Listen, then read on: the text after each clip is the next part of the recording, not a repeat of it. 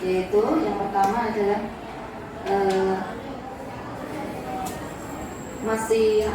masih kurangnya pemahaman anak-anak, khususnya anak-anak kelas 7 tentang bimbingan konseling. Misalnya mereka menanyakan, Bu, ketika mengerjakan tugas atau di kelas itu banyak yang menanyakan apa BK itu ada nilainya, seperti itu. Yang kedua, banyak pemahaman anak yang masih salah tentang BK. Banyak anak yang takut masuk BK karena ada pesan dari guru SD-nya. Ya, ini yang kami jumpai awal-awal tahun ini, yaitu mereka dipesan oleh guru SD-nya supaya jangan sampai masuk BK pun dengan kakak kelas. Ojo sampai kue diundang BK, seperti itu.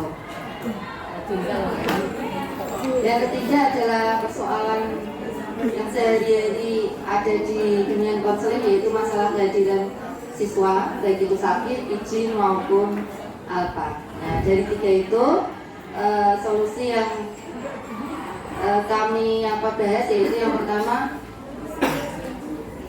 tentang tentang pengerjaan tugas itu ada nilainya apa tidak, seperti itu, yaitu memberikan pemahaman tentang bimbingan konseling. Nah, ini selalu kita ingatkan, baik itu di kelas 7, 8, dan 9, khususnya untuk kelas 7, bahwa bimbingan konseling itu penilaiannya adalah penilaian sikap, ya, yang nantinya akan digunakan sebagai pertimbangan untuk kenaikan kelas maupun pada saat kelulusan. Yang kedua, yaitu memberikan pengenalan tentang fungsi BK di sekolah, bahwa BK adalah sahabat siswa yang bertugas membantu siswa menghadapi berbagai macam tantangan dan persoalan, ya, mengoptimalkan perkembangan mereka secara menyeluruh sesuai dengan tugas-tugas perkembangan yang ada di usia anak-anak. Kalau di sini ya usia SMP, seperti itu. Yang ketiga, untuk masalah absensi, solusi dari BK yaitu yang pertama adalah dengan pemanggilan anak, dengan konseling, mencari akar masalah, kenapa sering tidak masuk, kenapa sering sakit, kenapa tidak ada izinnya, seperti itu, dikonsultasikan dengan orang tua, dikonsultasikan dengan wali kelasnya, dilanjutkan dengan mungkin pemanggilan orang tua. Jika masih belum berhasil, bisa juga dengan kunjungan rumah, dengan dipertemukan dengan bapak kepala sekolah, ataupun untuk kasus-kasus tertentu yang sudah dilakukan, yaitu dengan tiap hari itu ada anak-anak yang saling atau absen secara langsung ke BK. Nah, kurangnya itu mohon masukan dari Bapak Ibu guru yang lain. Monggo Bapak Ibu bisa memberi masukan, terutama untuk masalah absensi anak ini yang banyak.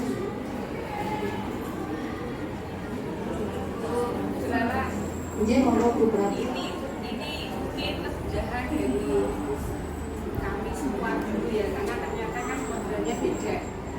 Kalau kami inginnya, terutama saya sebagai kesiswaan, inginnya ketika anak tidak masuk itu jelas alasannya. Kalau tidak ada alasannya berarti kan dia apa?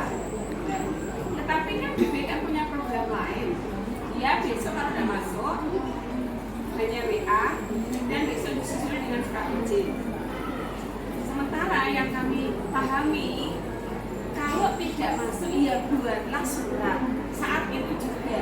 Ini kan bagian atau bentuk daripada kepedulian dari orang tua bahwa anak saya memang benar tidak masuk karena itu. Kan jelas nih. Kalau yang sesuai programnya BK, pada akhirnya akan jadi mindsetnya anak nggak apa-apa ratakan sekolah mau siswa mau surat itu garis surat susulan begitu loh. Ini akhirnya membuat anak-anak itu tidak masuk sekolah menjadi